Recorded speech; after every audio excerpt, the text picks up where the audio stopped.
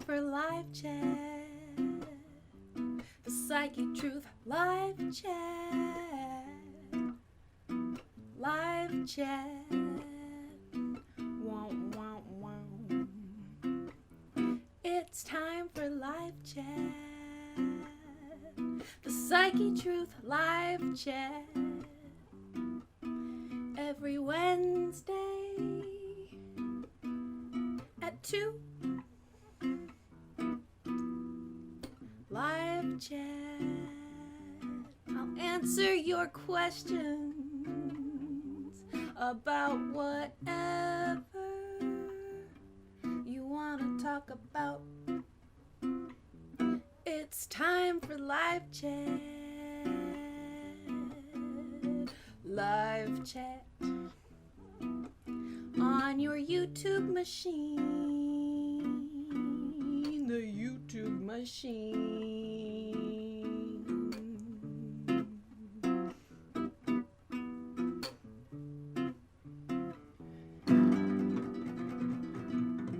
Thank you for coming to live chat.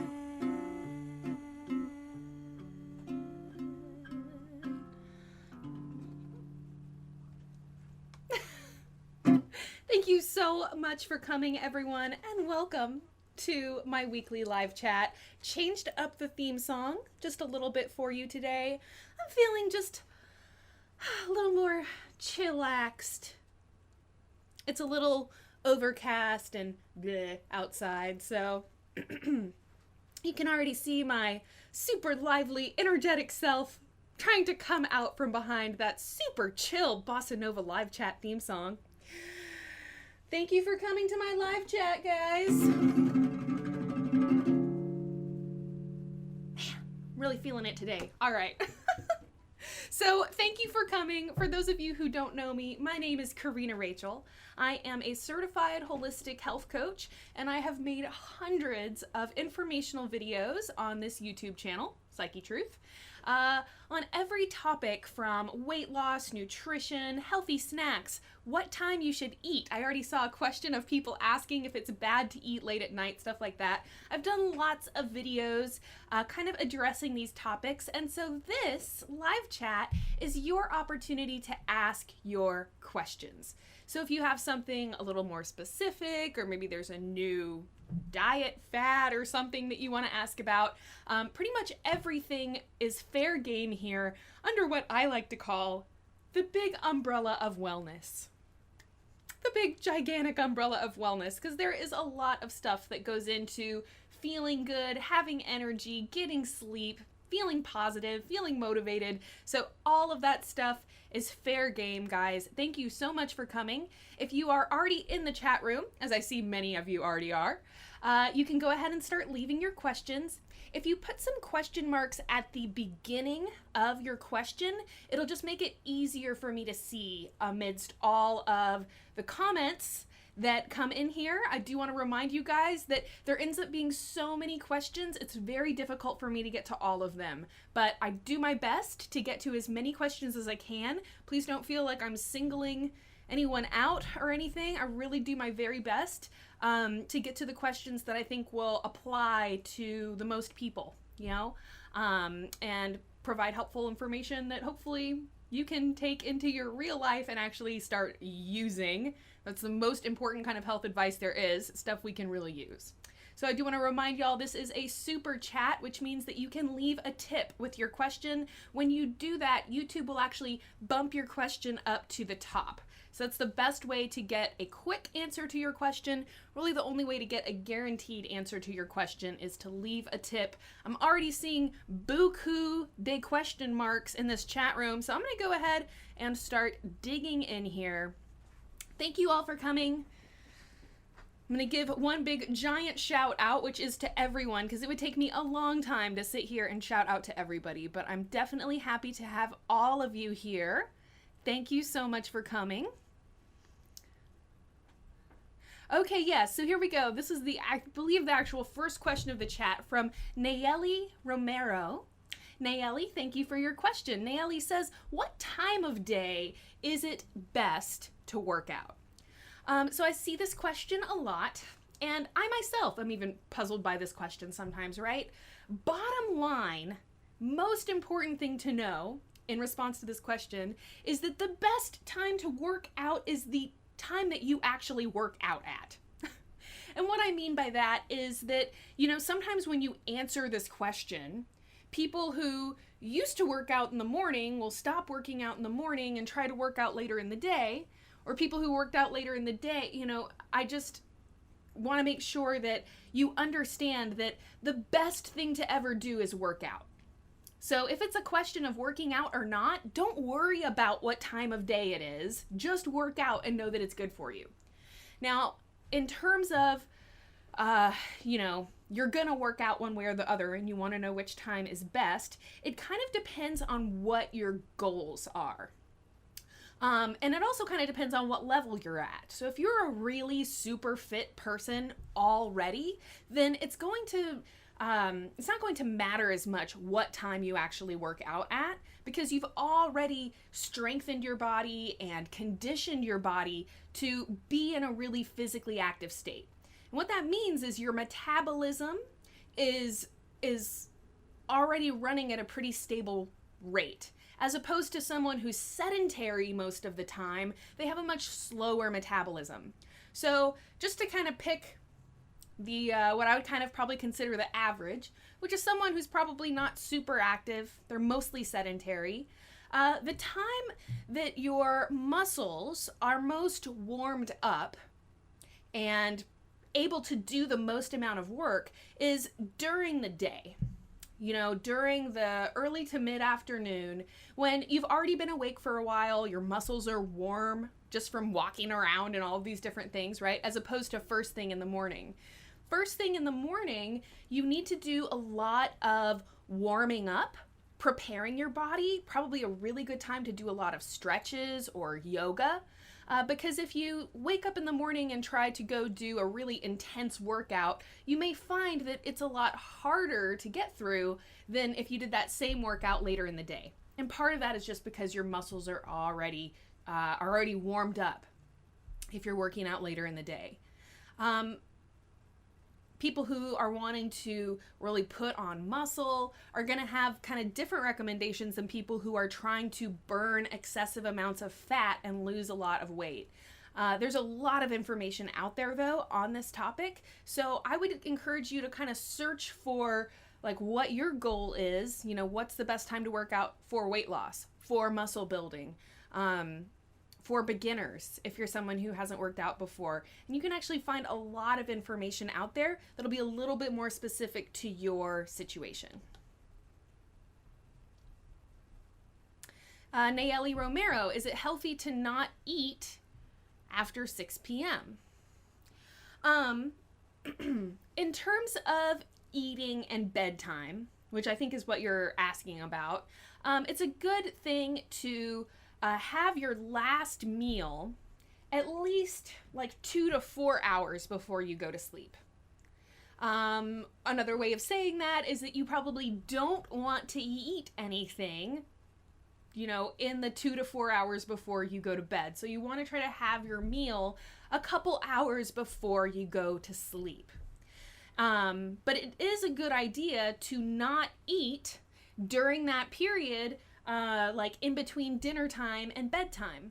Part of that is because the ideal time for your body to digest food is while we're awake. Because once we go to sleep, digestion is one of these things that kind of is not the primary function your body is doing while you're sleeping. So when we eat a big meal right before bedtime, or we're eating a lot, in those couple hours before sleep, most of those calories that we're eating at that time are pretty much going to get turned straight into fat. Because you're not very physically active at that time, right? So if you're, when you're eating in the evening, you're eating all these calories, but then you're not really necessarily doing something really active to burn them off. Whereas throughout the day, we eat and then we expend energy. So good things to think about are staying away from eating a couple hours before bedtime. If you are hungry right before bedtime, and I know how hard it is to fall asleep when you're hungry, okay, so I'm not telling you to go to bed starving, but try to eat something that's mostly healthy fats and healthy proteins, and try to stay away from carbohydrates late at night, or close to your bedtime, whenever that might be, because everyone goes to bed at a different time. Vegetables, salads are great things to eat at night. They're great things to eat really at any time of day.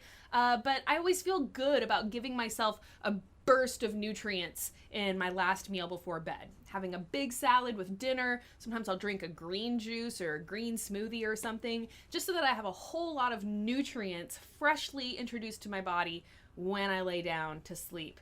Again, things like sugar and refined carbohydrates and white bread and tortillas are definitely things you want to avoid anytime close to bedtime. Those sugars and refined carbs can also keep you awake at bedtime. So that's another reason to stay away from those foods, other than that they're going to go straight to your waistline.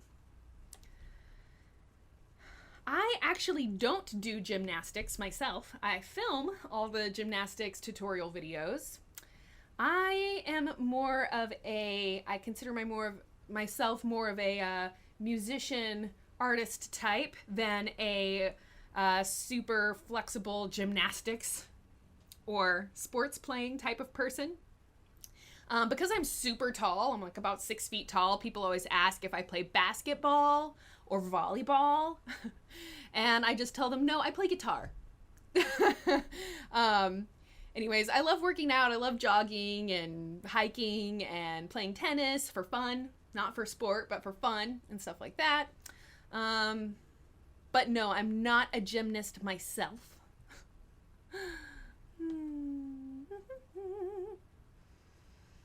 Let's see. Hi from South Africa. That's from Jessica Meekings. Hello, Jessica. Thank you so much for coming.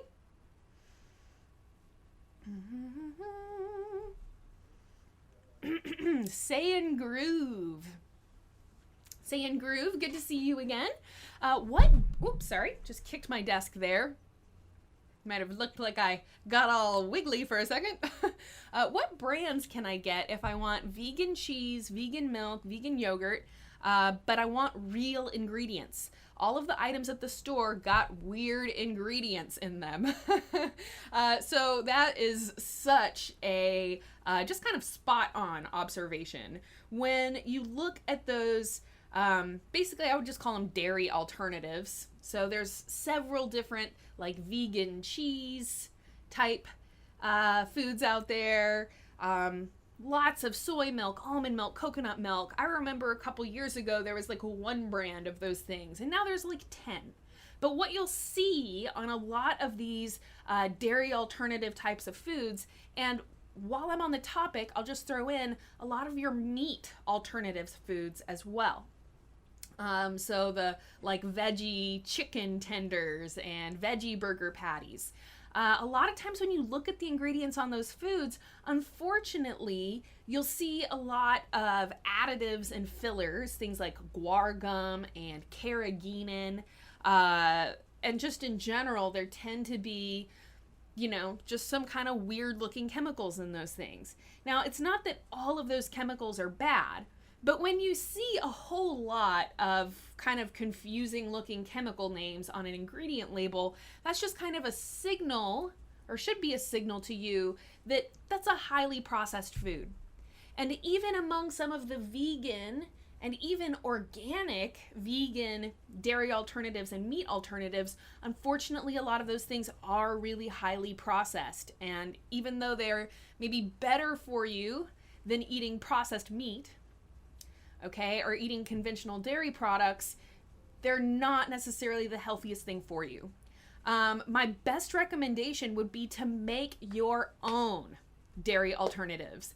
In terms of the number one best way to have healthy, real food ingredients is to make your own almond milk or coconut milk or cashew milk. And I actually did a video showing you can just use a regular cheesecloth, and they also have these like basically cheesecloth bags that they make now, which make it really easy to make your own almond milk or cashew milk or something like that by grinding them up and then sifting it through the cheesecloth. So making your own vegan milk is a good idea. In terms of, cheese types of things, it might be hard to make like a cheese slice, so to speak. But using things like nutritional yeast and almond milk together, you can make like a really tangy, like, cheese sauce. They usually like spell cheese with a Z when it's the fake cheese. I'm trying to think of brands that I know of that that I would recommend. I personally have not really found any in the store that I look at and think, seem particularly great. However, I'm sure that there are some out there, especially now that the whole vegan market has become really competitive. There's a lot of people out there now that are doing a dairy-free diet or a vegan diet. So I would encourage you to just look around. And it should be as simple as just kind of glancing at an ingredient list and being able to pretty quickly see whether that's mostly crazy looking chemicals or mostly real foods like almonds and nutritional yeast or whatever it might be that's in there. I will keep an eye out for that though. That might even be a cool video to kind of show and compare some different brands. But you are right. Most of the dairy alternative, meat alternative type things that you find in the grocery store nowadays are just too processed to be what I would consider healthy. India Dickerson, what is the best way to get rid of a little stomach pudge? So that stubborn belly fat, oh my gosh, such a big topic these days because it is so increasingly common. I've done a lot of videos about belly fat. So if you put in belly fat on our channel, you'll see that I've done a lot of videos giving tips about belly fat. We have a lot of yoga videos and workout videos that specifically target that area. I'm just going to list off a couple of kind of important considerations if you're trying to get rid of that stubborn belly fat, a couple things to consider. One of the first things is that they found that stress and belly fat are correlated. So people who have elevated levels of cortisol, which is one of the main stress hormones, have been found to also have belly fat. So they've done these studies and they drew a correlation between stress and belly fat. So it's one of those things that we don't usually consider, right? We're like, okay, I got to do some sit-ups. I got to not eat all these like fatty foods. But one thing to consider is your stress levels. And know that everything you do to manage your stress will actually help reduce your belly fat, not to mention improve your overall health in general. But just remember that when you do something like going to get a massage or doing 5 minutes of breathing exercises to help yourself calm down when you're feeling really stressed out, any fun thing that you go and do, I consider that a stress managing technique. So when you go out and have a fun day or a play day with someone or, whatever it is that you like to do, we all have different interests and hobbies, but making time to go do things that are fun and that bring you joy and that you're not stressed out while you're doing them, that's gonna, again, help with your overall health and can help with belly fat. Remember that in order to get rid of fat on your body, you have to do some cardiovascular exercise. It's not enough to just do crunches and just do core workouts. That's definitely really important, especially if you're wanting to see that muscular definition in the abdomen. But if you're trying to get rid of excess fat over your abdomen, covering up your ab muscles, then you're gonna have to do some cardiovascular workouts that will actually initiate your body's fat burning process. So usually your heart rate is elevated, usually you're sweating. We have, again, a lot of cardio workouts on this channel. So just make sure that you're getting that cardiovascular exercise and doing some of those core strengthening workouts as well.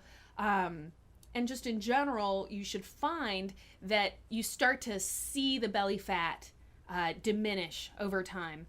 There's no way to spot reduce, like to just burn fat on your stomach. But the body is always trying to be more efficient, and getting rid of belly fat and visceral fat, which is the fat stored around our organs, is something that the body wants to do. So if you are working out and trying to be mindful of that, and just being mindful of your core abdominal muscles throughout the day, avoiding slouching, which I was just doing. I'm so bad about that. Then that will help you see more definition in that area. Again, I'm going to just go ahead and make this a whole little tip in of itself. Being conscious of your posture throughout the day, keeping your abdominal muscles engaged as much as you can. So just sitting up straight. Just sitting up straight engages your back muscles, which are kind of the complementary muscles that go with your abdomen. So anything you do to strengthen your back is going to be equally important for having those good, healthy core muscles. But just sitting up straight is so much better for your back and abdominal muscles in general, getting rid of belly fat. One way to target the lower belly is to remember that when you lift your legs up, such as a high knees march, which is basically just marching in place, but the higher up you bring your knee, you engage those lower abdominal muscles. So something simple like standing up every few hours and doing a high march in place for a couple of minutes or 10, 15 minutes will actually start to really engage your core and can really help with that kind of lower pudge that a lot of people struggle with. Bloating is another issue. So I talk a lot about the importance of taking probiotics, which just help you to have a healthier digestive tract, help to digest your food and move it through your system. Part of what causes that bloated belly and bloated feeling is just that your digestive system is not able to move things through the way that it's supposed to. So eating lots of fiber from foods. I don't recommend you taking like fiber powder supplements. Just remember that all of your natural foods contain fiber. So if you're eating a good, healthy diet, you should be getting plenty of fiber.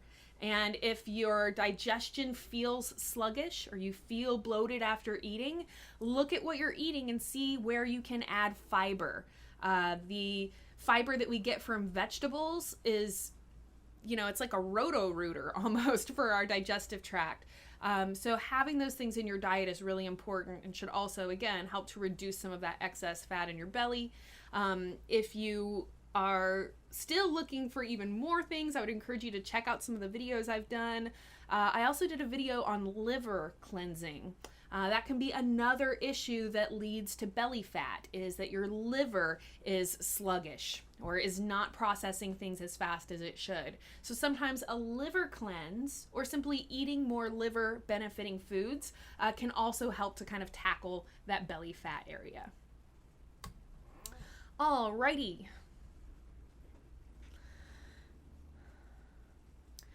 David Medeiros, what can you eat or drink instead of coffee? Well, water would be a great thing. But I assume that you are asking about an alternative that might give you some energy, something that you can drink instead of coffee that will maybe provide you with some of that increased energy that most of us drink coffee to obtain.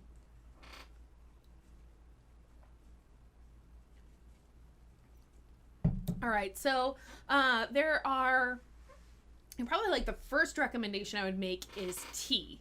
Partly because there are so many different varieties of tea out there that if you just, because some people are like, oh, I don't like tea. And it's like saying that you don't like, I don't know, something really general. Just because there's so many different kinds of tea. There's Earl Grey tea, which is a very kind of classic breakfast tea with, again, a bit of caffeine, not as much caffeine as you get from coffee. The cool thing about tea is that while you can get some caffeination, from tea. It also gives you a whole lot of other health benefits that we don't get from coffee. So replacing your coffee with tea is actually a really good idea, even if you're still drinking caffeinated tea. There is a company that I really love called Field to Cup. And they make so many different amazing tea varieties. And then every packet of tea like tells you how much caffeine it has. And even gives you like recommendations of how you steep it and stuff. So I love Field to Cup. If you are interested in trying some teas, maybe exposing yourselves to some different flavors, they have basically a monthly subscription box kind of set up. So every month they send you like tons of different kinds of tea to try. That would probably be my first recommendation. There's also something called matcha, which is it's a form of green tea. But rather than drying the tea leaves, which is what most of the tea we drink is, matcha, they'll actually take the tea leaves and rather than drying them, they stone grind them. So you end up with this beautiful bright green powder, and then you use that powder to make tea. Matcha, in addition to having a huge amount of antioxidants, okay, I believe it's like the highest antioxidant capacity of any other food, higher than any other tea. Matcha also will give you a bit of caffeine, but matcha is known for giving a very, I don't know how to describe it, kind of a relaxed focus. This is why it's used in ceremonies, or has been traditionally used in ceremonies, because it gives people that energy, gives people that focus, but it doesn't make you like jittery. It doesn't make you like caffeinated, so to speak, the way coffee often does. So matcha would be another recommendation. There are so many health benefits of matcha. I actually posted a video today on the ASMR channel all about matcha and showing how to make ceremonial matcha tea. That would definitely be a couple recommendations that I would give. Chocolate also contains some caffeine, so if you're a chocolate person, just look for raw cacao, which is raw chocolate. When you see the word cocoa on the ingredient label, that means it's been processed. But when you see cacao, C-A-C-A-O, instead of C-O-C-O-A or whatever, cacao just means it hasn't been processed. It hasn't been heated or anything like that. Oftentimes when you see chocolate on like a Hershey bar label, it'll say cocoa processed with alkali. That really takes away the health benefits that we could get when we eat raw chocolate. But raw cacao, again, another wonderful thing, lots of different health benefits, lots of minerals, and will give you a little caffeine boost as well, if that's what you're looking for.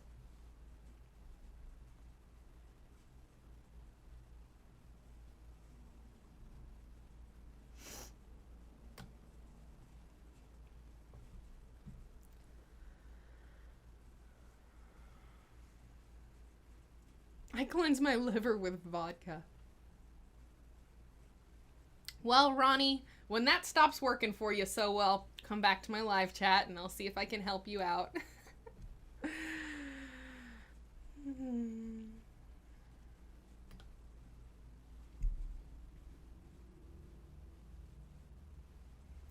Let's see. Yes, kombucha is good for you. It's a fermented tea, means it has probiotics in it, helping to feed the good bacteria in your digestive tract. Fermented foods like yogurt, kombucha, kefir, even sauerkraut and pickles, those are also fermented foods. Most of the kind of store-bought brands are probably not going to give you a whole lot of probiotic content. But there are definitely some, really healthy probiotic yogurts and sauerkrauts and pickles and stuff like that out there. Usually it'll tell you on the label something about the probiotic content in the food. Unfortunately, your Yoplait yogurt and stuff like that is really not going to have very much probiotic content because that's such a processed food and it contains so much sugar and artificial colors and who knows what other things.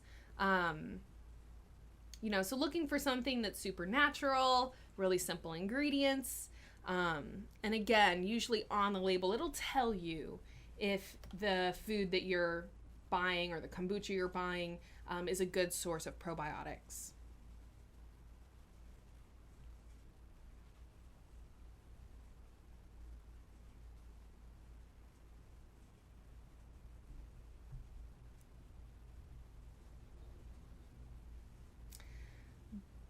Bagadbilla, Corrina, can you say something about dry brushing? Is it beneficial to do every day before bed? Yes. So dry skin brushing, just like it sounds, you use a brush, dry, on the skin. And there's actually, like when I got my dry skin brush, it actually even came with a chart that showed like the direction to brush for improved lymphatic system flow. It's kind of one of the main reasons for dry skin brushing. So the lymphatic fluid sits just below the layer of our skin, but above the vascular system. So above our veins and all of that stuff, but underneath our skin, there's this layer of fluid called lymph or lymphatic fluid. And the lymphatic system is really important for transporting good things throughout the entire body and bad things out of the body. One thing about the lymphatic system is that it doesn't have a pump. So our vascular system has our heart as a pump, right? And it pumps the blood throughout the body constantly. Right? The heart is always beating. It's always pushing that pump. The lymphatic system doesn't have a pump. So what helps our lymphatic fluid to be moving freely and our lymphatic system to be working properly is things like movement. This is one of the big reasons that I'm such a proponent of just encouraging you to do some kind of movement throughout the day. Whether it's just standing up at your desk and stretching once an hour or once every 2 hours, any little bit of movement, stretching is really, really important because it helps that lymphatic fluid to keep moving. There's also lymphatic massage. So if you have things like swollen ankles or areas that just feel, swollen, if you have like swollen lymph nodes, you can sometimes even feel when your lymph nodes are either like becoming hard or just not, I guess, for lack of a better term. But anyways, so dry skin brushing is another thing that helps that lymphatic system to be working well. And so yes, I would say it is a beneficial thing to do every day. Some people do it, when they get out of the shower. Some people do it before bed. I think wherever it fits into your routine, is fine. It's also just kind of a good, mindfulness activity in and of itself. It's something that helps us be connected to our bodies. Rather than, usually we're outside of our bodies. Our focus is on everything other than what we're feeling or what's going on inside of us. So something like dry skin brushing is great because it forces us to just pay attention to the sensations on our skin. And in that way, I consider it a mindfulness practice.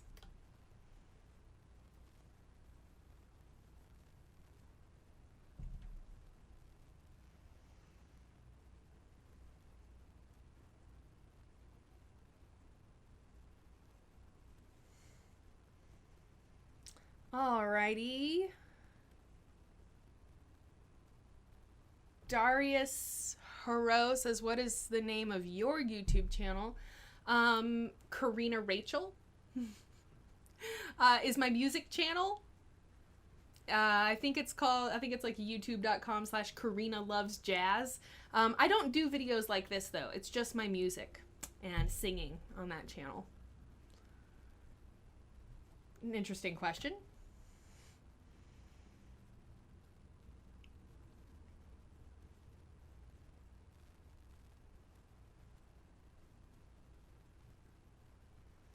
Reality check. How do you stabilize glucose levels? Okay, so your blood sugar, the amount of blood sugar or blood glucose level, the amount of sugar in your blood at any given time. This is what we're looking at, because your blood sugar or blood glucose is a life or death factor for our health. And what that means is that if our blood sugar level gets too low, it will kill us. And if our blood sugar level gets too high, it will kill us. So this is something the body is always working to manage. The primary way that the body manages our blood sugar is through the hormone insulin, which is secreted by our pancreas. So just, something to kind of understand is that our body is constantly reacting to what we put inside of it. When you eat a huge amount of sugar or refined carbohydrates, remember that your white flour foods like white bread, pasta, even tortilla chips and potato chips, those refined carbohydrates, okay, they basically act just like sugar when they hit your bloodstream. So even though those foods aren't sweet, white bread, pizza, pasta, even though those foods aren't sweet, you should treat them just like they're sugar. All right? Treat them just like they're sugar, because when they hit your bloodstream, it's basically the same thing. So when we eat those types of foods, the body responds by releasing a huge amount of insulin to try and transport that sugar throughout the body so it can be used. So to reduce or to stabilize our glucose levels, one of the most important things that we should do is avoiding those high sugar foods and those refined carbohydrates like white bread and white flour. And if you start looking at ingredients on processed foods, you'll see that enriched flour is either the first or a primary ingredient in almost all of them. And that enriched flour, despite its name being enriched, okay, that's really highly processed, nutritionally void flour. It does nothing for us. It's mostly starch, gives us no fiber, no nutrients. They actually have to add some nutrients into it so that our bodies can even digest it. That's why it's called enriched. Okay? So anyways, that enriched flour, which is basically white flour for all intents and purposes, really needs to be avoided. Not only your total intake of it, but another thing to consider is how frequently you consume sugar or refined carbohydrates. So if you're someone who is always sipping on sodas or always eating candies, if all throughout the day you're constantly spiking up your blood sugar level, you're throwing your body into a frenzy. Not only are you going to likely end up with a weight gain problem as a result, because it's just too much sugar for your body to use, and any sugar your body can't burn in the moment is stored as fat. So, if we're constantly spiking up our blood sugar, our body is constantly being thrown into this frenzy where it has to release a huge amount of insulin to try and get rid of that sugar. What often happens is it kind of overshoots and it releases so much insulin. It's in such a panic, because remember that if your blood sugar's too high, that can kill you. So your body's in a panic trying to reduce it, releases so much insulin that suddenly your blood sugar level goes dangerously low very quickly. This is why we get what they call a sugar crash. It's because your body is trying to get rid of that sugar, and it releases so much insulin that now your blood sugar level goes back low. So shortly after eating sweets, maybe you're feeling hungry again. Maybe you're feeling moody and irritable. Those are all signs that you are on a blood sugar roller coaster and you need to can it. Okay? So reducing the amount of white flour and sugar and the frequency of white flour and sugar throughout the day. Another great little tip for managing your blood sugar levels is to know that when you consume healthy fats or healthy protein with sugar, so with your sweet foods or with your white flour, it slows down the time it takes for your body to metabolize and break down that food. So one simple thing you can do if you are going to eat sugar or drink a soda or whatever is have some healthy fats or healthy protein with it, or something with fiber, which usually something with healthy fats or protein is going to also have fiber. So that's, it could be something like, okay, I'm going to eat some chocolate, but I'm going to eat some nuts with it as well. I'm going to have a sweet drink or something like that, but maybe can you have, maybe a smoothie instead, that maybe like throw avocado into your smoothie, things like that. Anytime you're adding healthy fats, fiber, and or protein with the sweet thing you're eating, you're reducing the glycemic load, or slowing down how long it's going to take your body to process that sugar. Another thing, understand that the sugar that you get from a natural food, like a piece of fruit, is totally and completely different than the sugar that you get from a Reese's peanut butter cup, or any kind of processed sugar for that matter. So as you are, trying to reduce your sugars, trying to reduce your refined carbohydrates, remember that one really healthy thing you can do is just replace whatever you were gonna eat with a healthier alternative, a more natural sweet. So eating fruit to satisfy a sugar craving. Even if you need to pour a little bit of honey over the fruit, or sprinkle a little bit of sugar on the fruit to get yourself to eat it, anything that gets you eating a piece of fruit instead of a piece of candy, okay, is going to be a much, much better option. Not only because that sugar is easier on your system, less likely to spike your blood sugar, but you also get a whole lot of other health benefits from that food as well. Also remember that when you eat a piece of fruit, you're getting some fiber. So it's another reason why eating fruit is healthier than eating candy. Simply because that fiber that you get with the sugar in the fruit helps your body to deal with it better and helps to slow down the process of that sugar going straight to your bloodstream.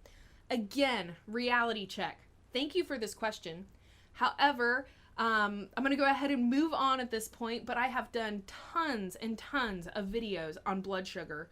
So if you put in blood sugar as a search term on our channel, you should find lots and lots of videos that will hopefully help you out with that. One last thing is that cinnamon is known to help the body stabilize blood glucose levels. So adding cinnamon into your diet, sprinkling it on your foods is another great thing to do. Cinnamon is a flavor that I just absolutely love. So I was really thrilled when I found out that cinnamon also has all these health benefits.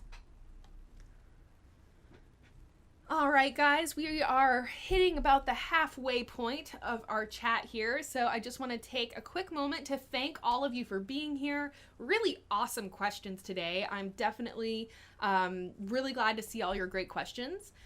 We have not had a tip yet today.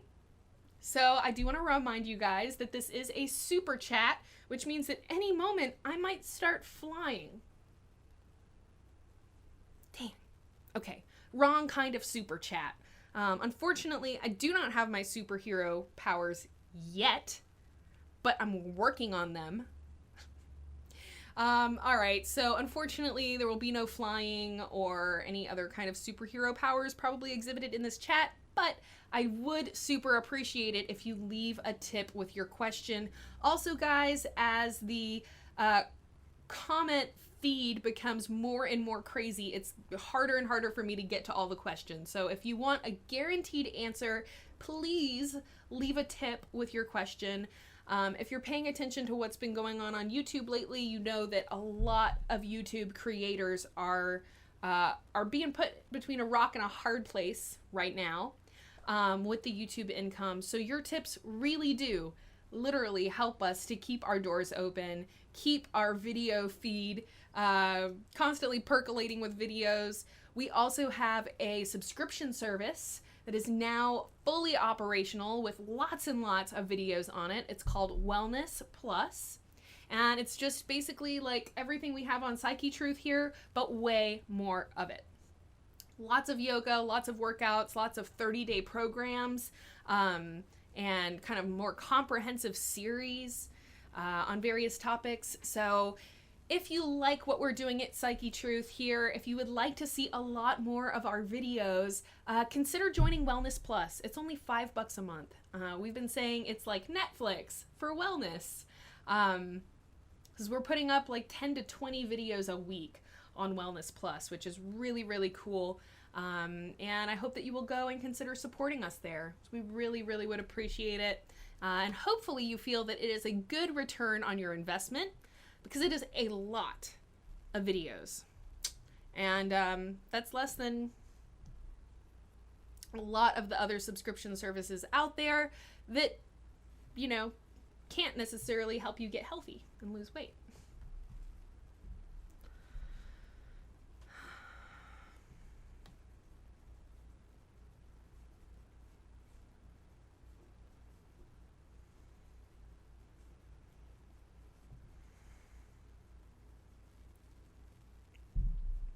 Heather McNichol.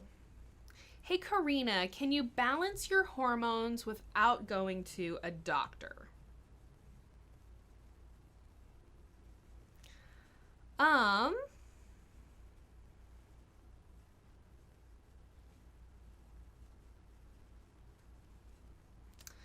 Let's see. What I want to say here is, you know, as a holistic health coach, you know, I think a lot about what that means. You know, what does it mean to be healthy? What is holistic health? What does that mean? And so I've been thinking about that a lot. I actually think I'm going to do a video completely on that topic. But one of the things that really I felt was an important component of my philosophy and of being healthy, and what does it mean to be healthy, is understanding that our body, your friend's body, your mom's body, okay, our bodies are the great healers. You know, sometimes we maybe have a feeling like, oh, I gotta go to the doctor so they can fix me. Or I gotta go to the doctor so they can heal me. And there's just kind of a, perhaps subtle, but to me, really, really important, kind of distinction to make, which is that someone else doesn't heal you.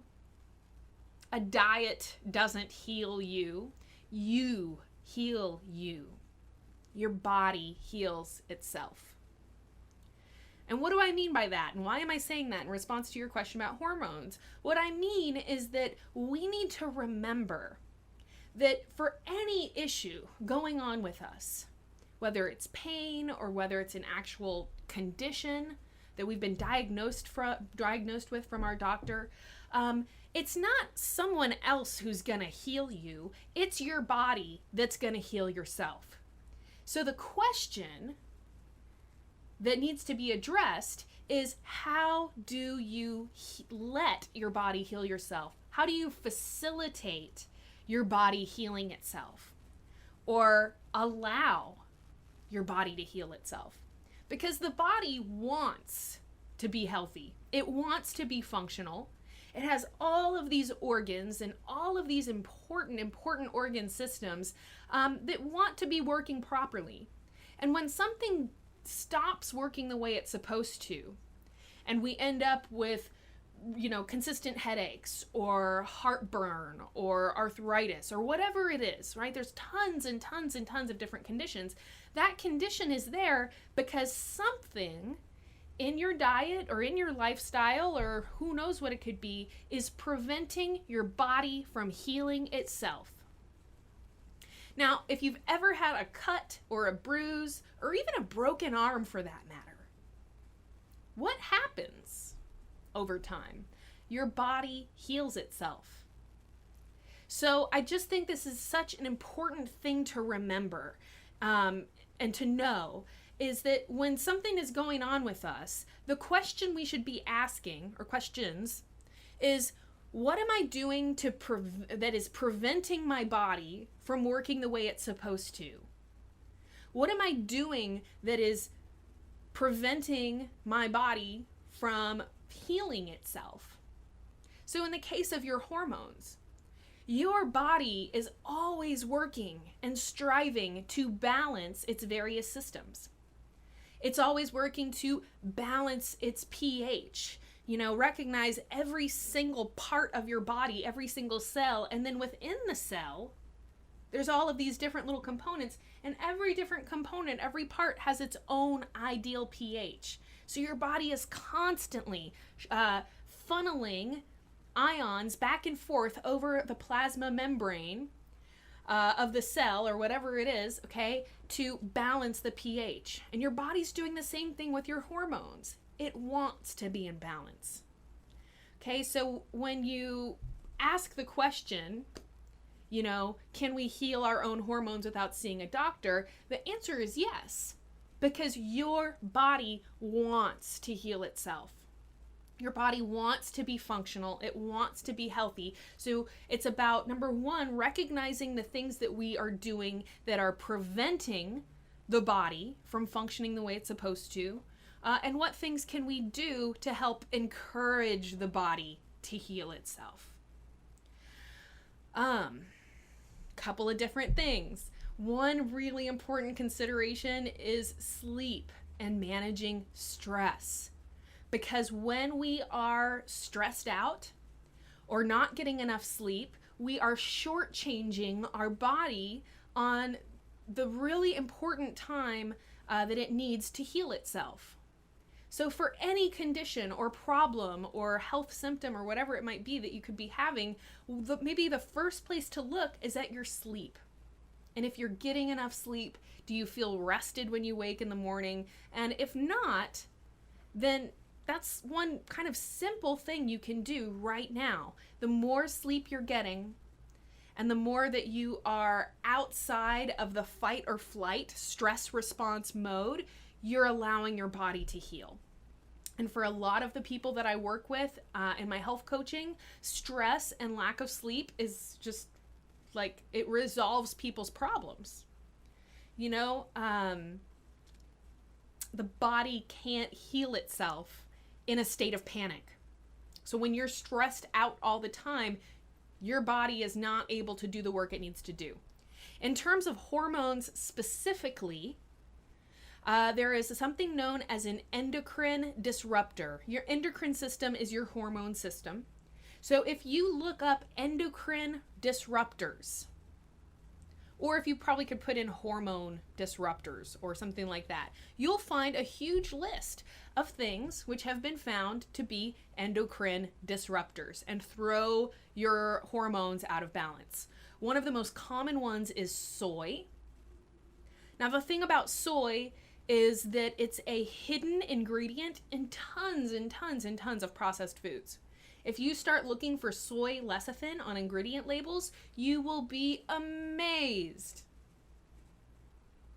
Right? So there's a lot of people out there who also drink soy milk or eat a lot of tofu.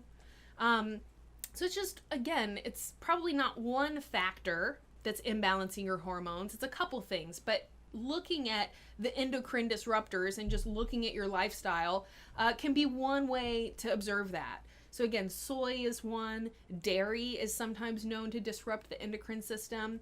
Also, the plastics. Bisphenol A was one of those plastic chemicals that got a lot of attention, but there's actually, that's just one out of probably hundreds, if not thousands, of different chemicals they use to make plastics. And unfortunately, what they found is that bisphenol A was a strong endocrine disruptor. So if you are someone who is always drinking out of plastic water bottles, if you eat a lot of microwave meals and put that little plastic tray into the microwave, that is one of many ways that plastic can actually leach into your food. And as we get more and more plastics in our bloodstream, unfortunately, that disrupts our hormones. Another great recommendation for helping to balance your hormones is doing yoga. Partly because yoga is fantastic for helping you manage and reduce your stress. And again, that was part of my first tip, right? But there are also a lot of yoga poses which are specifically very, very supportive of your endocrine system. So there are, I believe you've got your adrenal glands. And when you do inverted poses, going upside down, it helps blood to flow into the adrenal glands. That's just part of your hormone system, but that's a big one, especially, again, for managing stress, but just for balancing hormones in general, doing inverted postures. So there's a lot of that in yoga. And that's part of the reason that yoga is so great for reducing stress and helping to improve our just kind of overall health and emotional, mental health because of that increased blood flow to the adrenal glands, among other things. That's just like one tiny example of some of the benefits of yoga. But hopefully some of those recommendations are helpful for you. I think, I've just mentioned it again about sleep and managing your stress. That's just one of those things that so many people don't even think about as a potential factor in their health problem. And interestingly enough, once people start to address it, I see time and time again that their symptoms either diminish or go away completely. And they're like, wow, I never would have thought that all I had to do was get more sleep. So, yes, obviously, working with a doctor is going to be the best way to pinpoint a specific problem or a functional problem in your body. My recommendation is to work with a doctor of functional medicine, if you can find one in your area, or find one who will work with you remotely. Because functional medicine deals with the doctor looking closely at your blood work. And they'll usually do a pretty extensive series of tests so that they can get a really comprehensive view of what's going on in your body. They're going to see your nutritional deficiencies. They're going to see your hormones. And they're going to see if something's imbalanced or, what is going on that is causing your symptoms. So doctor of functional medicine, if you're going to see a doctor, but hopefully some of those other recommendations I gave also will be helpful. Your body wants to heal itself. What can you do to help allow your body to heal itself?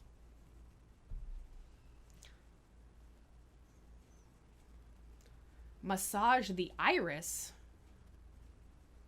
You mean like in your eyeball? That's probably not what you meant.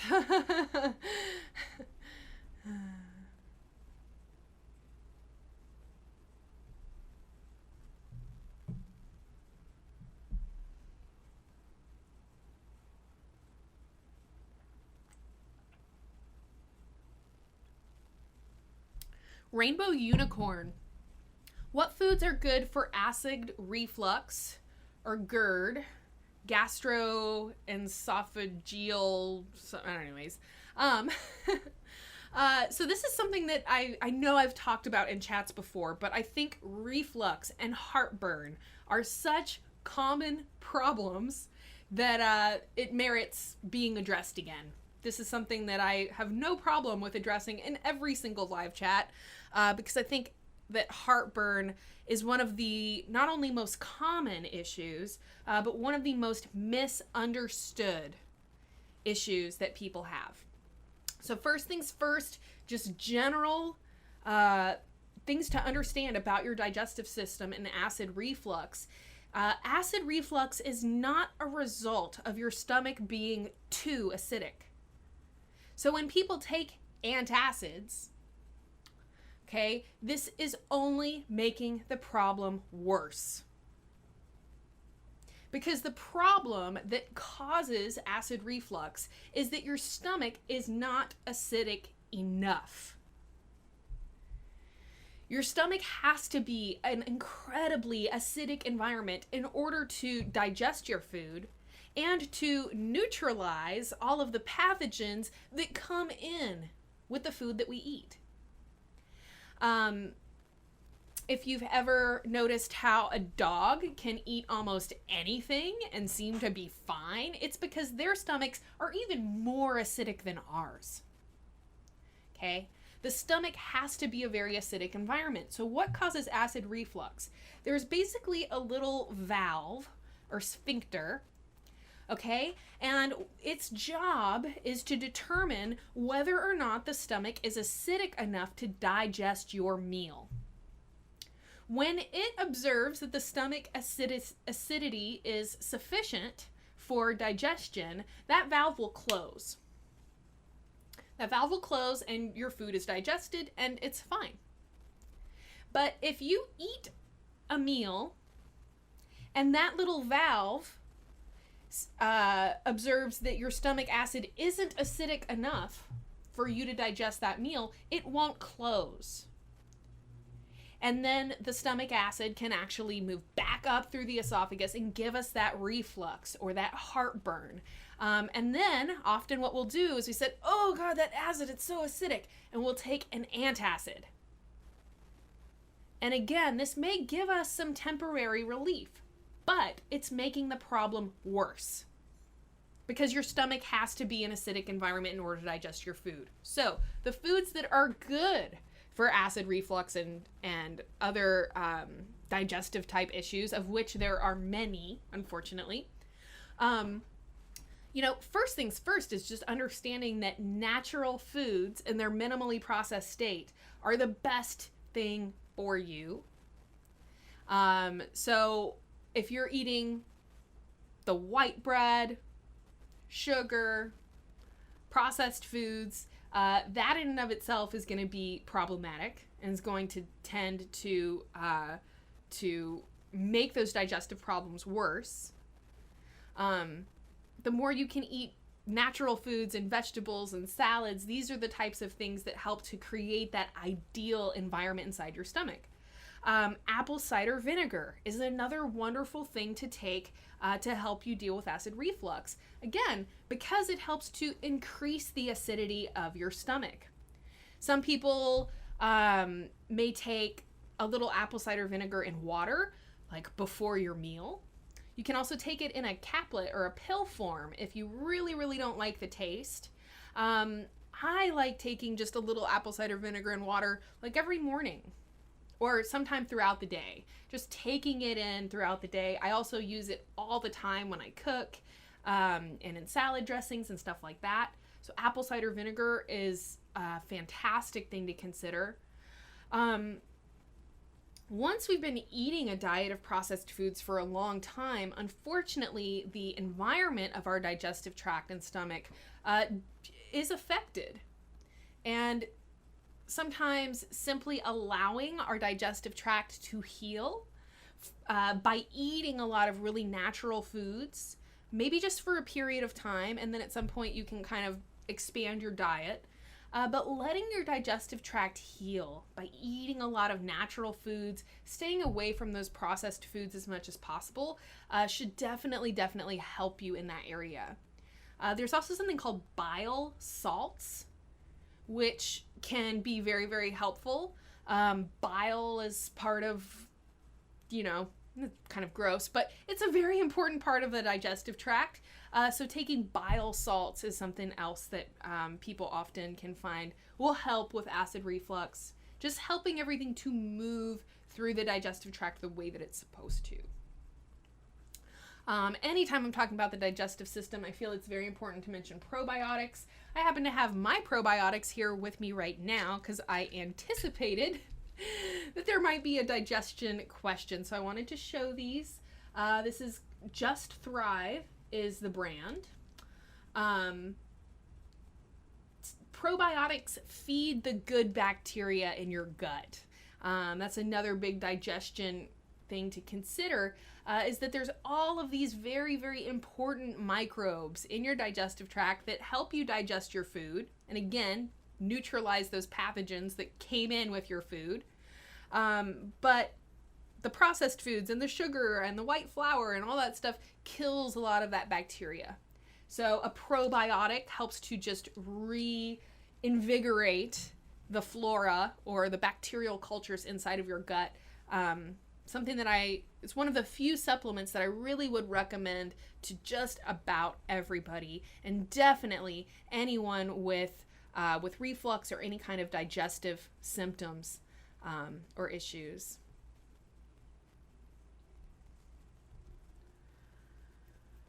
Rainbow Unicorn, I don't know why your doctor told you that apple cider vinegar wasn't good.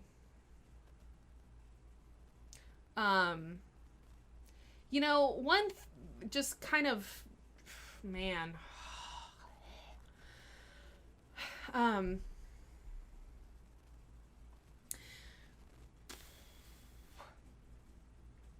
The mainstream medical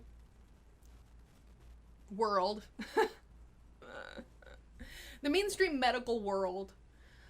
is unfortunately very much under the influence of pharmaceutical companies.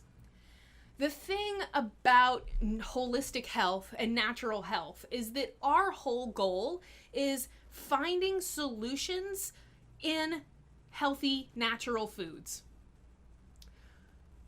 That's what we always want to do, right? We're like always going to be looking for like, oh, hey, there's a healthy food that can do this. Hey, there's this natural herb or whatever that can do it. But there is no way for a company to patent naturally occurring things. You can't patent a strawberry. You can't patent zinc. You can't patent selenium. You can't patent vitamin C. You can't patent apple cider vinegar. Unfortunately, in the world of mainstream medicine and the pharmaceutical companies, they are primarily going to promote the things that they hold the patents for, because that's how they make money. One of the big reasons that I became a certified holistic health coach and started looking outside of the mainstream medical world was that I started to kind of observe that mainstream modern medicine is unfortunately very profit driven. And you can look at these pharmaceutical companies and the massive number of ads. Okay, like how many pharmaceutical drug ads do you see in an usual day? If you're watching television and TV commercials, I tend to see like 1 or 2 pharmaceutical drug ads in every commercial break. It's a big reason that I no longer watch regular television. Okay, because the commercials are just, it's insane. So anyways, that's one way that you know that those companies have a huge amount of money. They are profit-driven companies. And so, there's not a lot of research done on natural foods because no one can profit off of them because they can't patent them. So a lot of times in mainstream medicine, unfortunately, they're not going to be proponents of apple cider vinegar. They're not going to be proponents of things that you can just go to the supermarket and buy in the vegetable section, or, you know, telling you that there's a natural alternative for something. They don't make money off of that. And I hate to sound like a jerk, but I'm not the only person who feels this way now, you know? So anyways, a lot of times your doctor may just not even know about something. Sometimes our doctors are misinformed by the pharmaceutical company that wants the doctor to prescribe a drug rather than a natural alternative. And in some cases, you know, every person's body is different. So maybe your doctor worked with someone and they took apple cider vinegar and it didn't work for them. And so maybe your doctor's giving you, you know, totally legit advice based on something that they saw, but that doesn't mean that it's just bad and unhealthy for you and it doesn't work for anyone. If you put in apple cider vinegar and reflux on YouTube, you will find lots and lots of people telling you the same thing that I'm telling you. Ultimately, we have to try different things and see what works for us. Because unfortunately, there's no, like, way to look inside of our bodies and exactly see what's going on. Most of the different symptoms out there have a lot of different potential causes that can cause them. So there's never just a like one size fits all answer or solution that's going to automatically apply to everyone. So I really, you know, this is one of the awesome things about the internet age we're living in, is that we can go and we can research and we can listen to, you know, 5 or 10 or 20 different people's perspective on a topic. And again, I always recommend a doctor of functional medicine. In terms of like my preferred doctor, you know, or if I'm looking for something, I'll search for functional medicine and then whatever the search term is, because I know that I want to hear a holistic doctor or a doctor of functional medicine address that topic.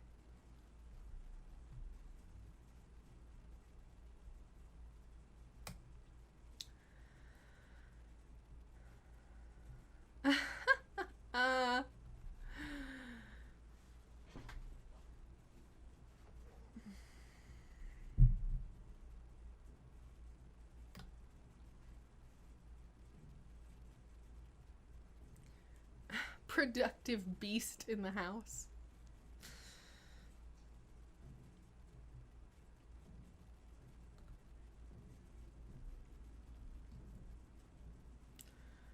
I don't know how y'all got on the topic of opera, but I have been singing opera like all week. I don't know if y'all are familiar with Carmina Burana, but it is so stuck in my head. I can't stop singing it. Anyways, totally random, off topic. But I just saw something about, you know, saw the word opera in here as I was scrolling down. And I thought, oh, that's kind of an interesting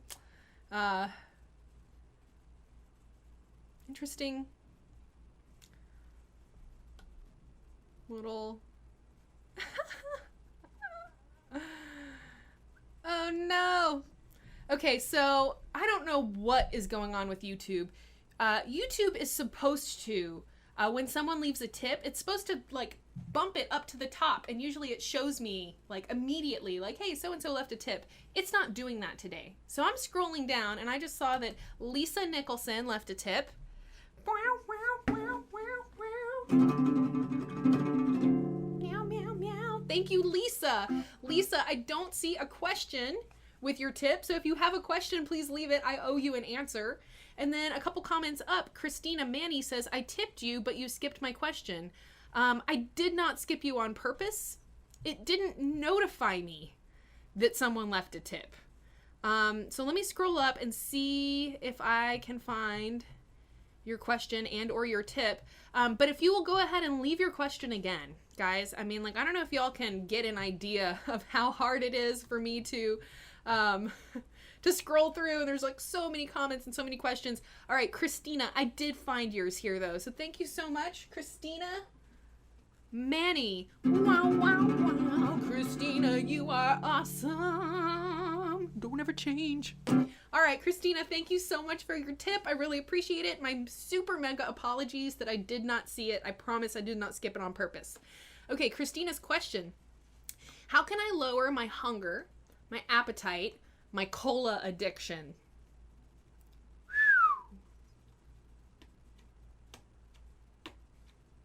Next question. No, I'm kidding. Okay, so a couple things. Let's see. I don't want to sound like a broken record, but I feel like this is a really important thing to say, just in case it, somebody's just tuning in or somebody hasn't already watched a bunch of my videos. One of the best ways to lower hunger, okay, is to actually satisfy your hunger. All right. And unfortunately, most of the foods that most of us are eating do not satisfy hunger.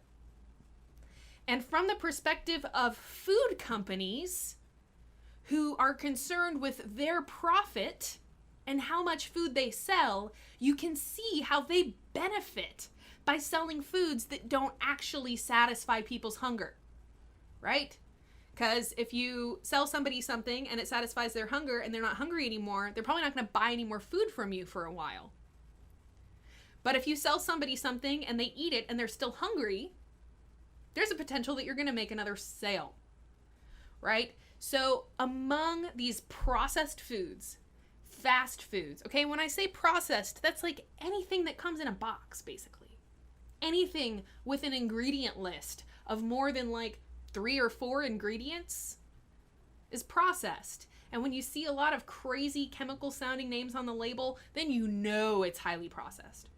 So your processed foods, your fast foods, of course your junk foods, okay, those foods don't satisfy your hunger. And here is why.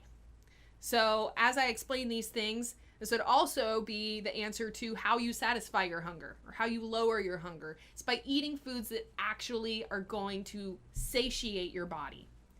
So the problems with fast foods and processed foods, and the reason that they don't fill you up, and the reason that they leave you hungry all the time, okay, and cause you to overeat, they don't contain the nutrients your body needs. You know, one of the main reasons that we eat is because the body says, hey, I need some protein or I need some vitamin A. You know, a lot of times our food cravings are there telling us what we need.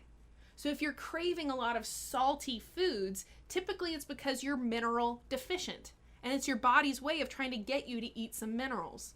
But again, those processed foods, okay, and junk foods, they're not going to give you the micronutrients or even the macronutrients that you really need. Okay? So a simple thing like using Himalayan sea salt or just regular sea salt, Himalayan sea salt would be one example of it. Using sea salt instead of iodized table salt is going to give you a lot more minerals. So one of my biggest recommendations for people with salty cravings is to start eating more sea salt or even carrying it with them, ordering their food with no salt and then adding some sea salt to whatever you're eating. Lack of nutrients, lack of fiber. Again, one of the main things that you get when you eat vegetables and beans and just natural foods in general is all of this fiber. The fiber is so important for signaling to your stomach that you've eaten food, for helping to signal or helping to tell your stomach to signal your brain that you've eaten enough food and you're not hungry anymore. So a lack of fiber not only is going to probably leave you with belly fat issues, bloating issues, and weight gain issues, but it also leaves you hungry all the time. Lack of fats. We have, for the last several decades, been given all of this information about how fats are dangerous and we need to eat fat-free foods and low-fat foods. Well, guess what? This has made millions, if not billions of dollars for the sugar industry. And actually, a lot of the studies that found that fat was dangerous, a lot of those studies were actually funded by the sugar industry. So you can kind of see, again, how that profit motive from these food companies totally ends up screwing us. They don't care about our health. They don't care if we're overweight and if we're still starving, despite being overweight. Okay? So to take that information then kind of put it in like, okay, what should you eat? to lower your hunger. Eat natural foods. Eat things with healthy fats in them. Nuts, avocados, coconut oil. If you like cheese, even cheese can be a healthy fat. Maybe not as healthy as sprouted almonds or something like that. But just recognize that you don't want to eat the fat-free foods, especially if it's a fat-free version of something which should contain fat. So skim milk, don't drink it, throw it away. Fat-free peanut butter, throw it away. Okay? Just in general, when you see fat-free or low fat on a food label, that's actually a bad sign to me. I want fats. I want to eat as many fats as I can. Of course, it's a difference if you're eating healthy fats or if you're eating things like fried foods and junk foods. Those aren't the fats you need. But just know that if you're on a low fat or fat-free diet, or you eat a lot of like fat-free yogurt and stuff like that, a big part of the reason you're hungry all the time is because your body needs fats. Okay, let's talk about Coca-Cola for a second. One of the most important things to understand about colas is that they're designed to be addictive. Most of the processed and junk foods are designed to be addictive, for that matter. So if you feel addicted to those foods, don't feel like there's something wrong with you. Just recognize that, those companies went out of their way to make that food addictive. All right? But you can overcome that addiction. All right?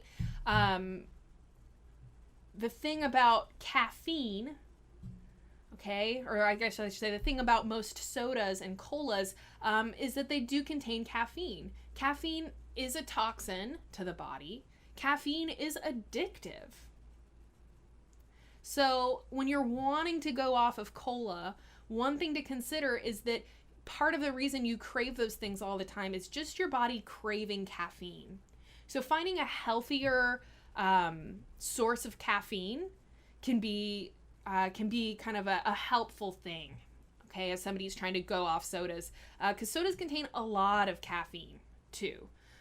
So a lot of people will actually even experience withdrawal symptoms when they're trying to go off of caffeine or coffee or colas. So something like tea would be a really, really great recommendation, because there are a lot of teas out there that are caffeinated or that contain caffeine.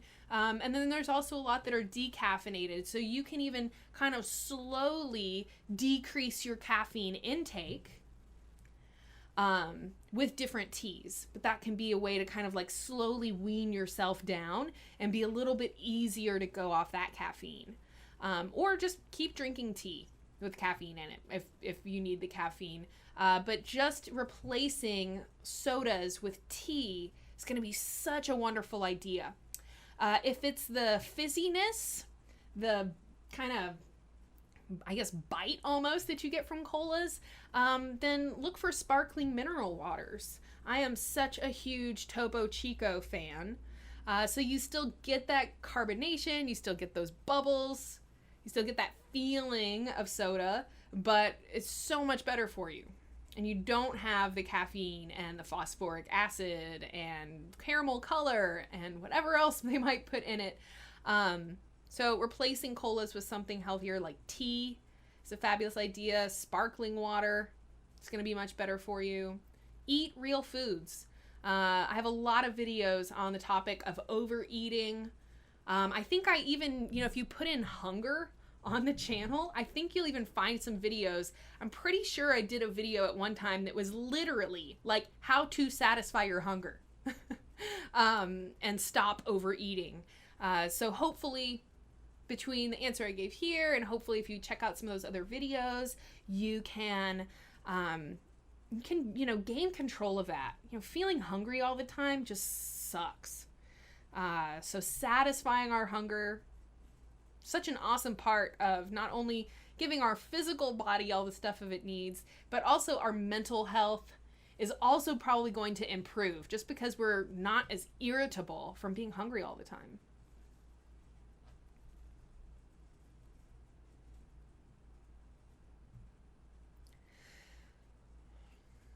What do you eat to be so beautiful? That's really sweet of you. I'm not sure that the things I eat really have a whole lot to do with it. If you're talking about my skin, I think a big factor is that I drink a lot of water. And I drink a lot of coconut water. Probably my favorite thing to drink other than water. Really the only thing I drink other than like water or kombucha or, you know, vegetable juice, green juice, is coconut water. This is my favorite brand right here, Coco Joy. This stuff is amazing, so good. It's really coconutty. So if you don't like coconut, you might not like this one, but if you like coconut, you'll love it. This one does have more sugar than a lot of the other coconut waters out there, but the only ingredient is pure coconut water. So, you know, there's no added sugar. And you also get a lot of electrolytes and minerals from coconut water, so it's awesome. I eat a lot of healthy fats. I love avocados, love nuts, chia seeds. I like making like chia seed pudding, stuff like that.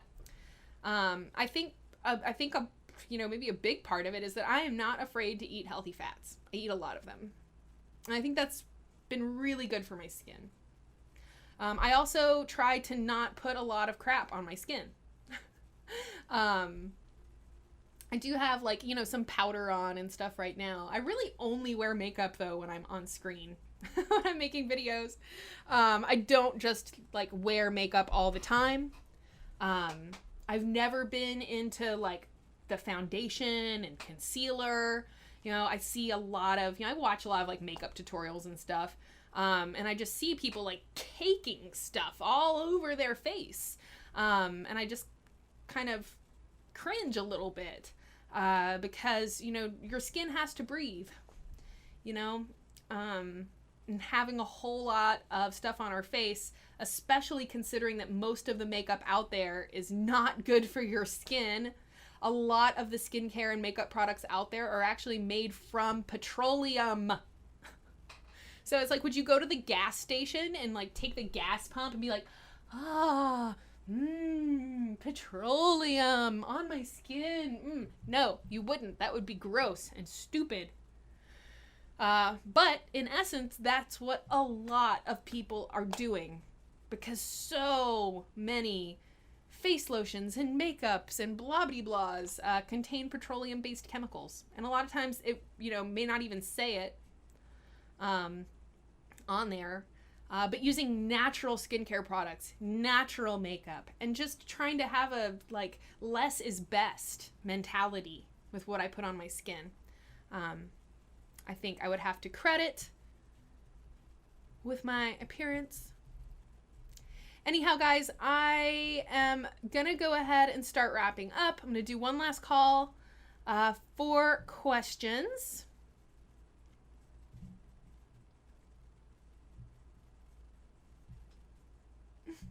Productive Beast, thank you for throwing all of those healthy foods into the live chat.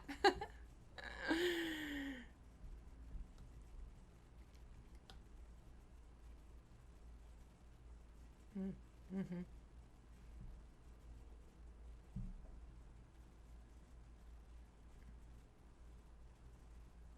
Yeah, green tea is fantastic. Matcha, even healthier than regular green tea. Awesome. Because the leaves are not dried. They're just pressed. And so matcha is this like super bright green powder that you use to make tea. And it has like, I don't know the exact number, but it has like 10 or 20 or 100 times more antioxidants than regular green tea. It's insane. Insane!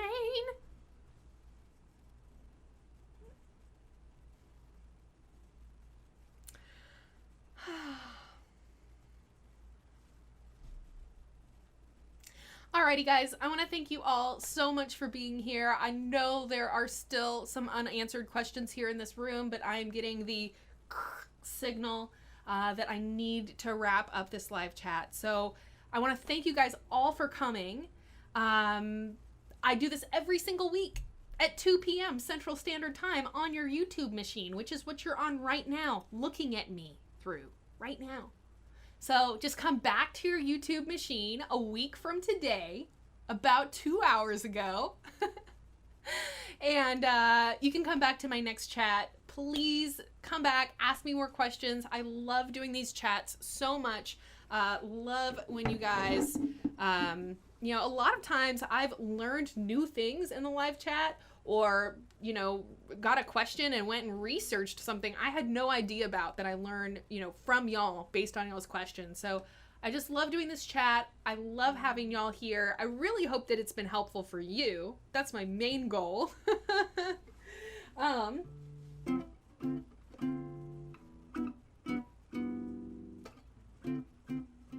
Please remember that if you want to help us out during this crazy YouTube boycott insanity that is currently ensuing, we have our subscription service, Wellness Plus. It's only $5 a month for like hundreds and hundreds of health and wellness related videos, a lot of videos that are not on the YouTube channel. So a little bit of crossover of things we thought were really, really good and we wanted to put up that are already on YouTube. But most of the content on Wellness Plus is brand spanking new, stuff you've never seen before. There's lots of fitness, lots of yoga, lots of ASMR, lots of massage tutorials, because YouTube doesn't like massage tutorials. So now we're putting all of our massage videos up on Wellness Plus. We've done a we did a shoot with Athena Jezik. If y'all miss Athena, there's a brand new Athena Jezik shoot that we just put up. Melissa has a lot of videos on there. We even have a couple of new massage therapists as well, which is super duper exciting. We're also on Amazon. So if you have Amazon Prime and you go into the Amazon video section and search for Psychetruth, you'll see we have a lot of stuff there. A really awesome way to help us out that doesn't cost you anything is to leave us a review on our Amazon Prime videos. Actually really, really helps. And we love hearing from you guys and hearing what y'all think of the videos and the quality and all that jazz. We also have a Patreon page where we post lots of exclusive content and bloopers and all kinds of crazy stuff. So we thoroughly appreciate all of you that support us. Help us keep our doors open. Help us keep chunking out our wellness related videos. Thank you all so much for being here. And I will see y'all next week.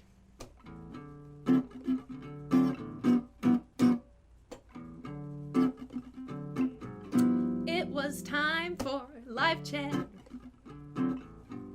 The Psychetruth live chat. Every Wednesday at 2 p.m.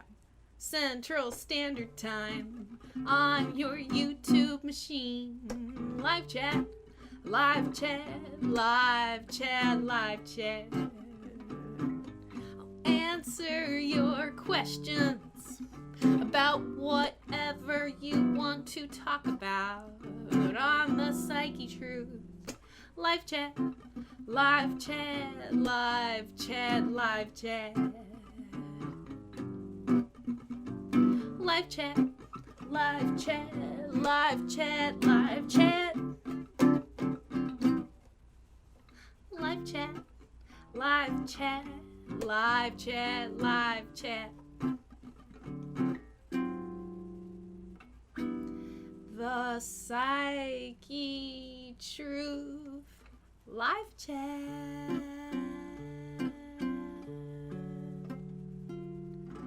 Thank you all so much for coming. I hope you have a wonderful, wonderful week. Happy first week of August. It's about 110 degrees down here in Austin. Hopefully it's cooler where you are. Thank you all so much for coming. I will see y'all again next week. I absolutely cannot wait. Thank you for your questions. Thank you for your kindness. And I will see y'all again soon. Bye-bye.